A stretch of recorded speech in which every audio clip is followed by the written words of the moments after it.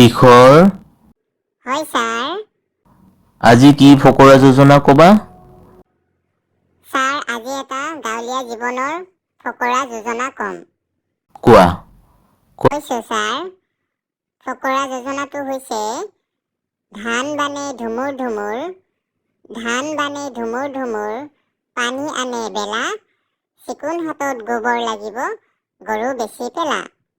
বা বঢ়িয়া ফকৰা যোজনা দেখোন তীখৰ। পিছে ইয়াৰ অৰ্থটো কি? ছাৰ ইয়াৰ অৰ্থটো অতি সহজ। বাৰু কোৱাচোন অৰ্থটো কি? কৈছো ছাৰ। গৰু হৈছে গাঁৱলীয়া জীৱনৰ প্ৰধান অংগ।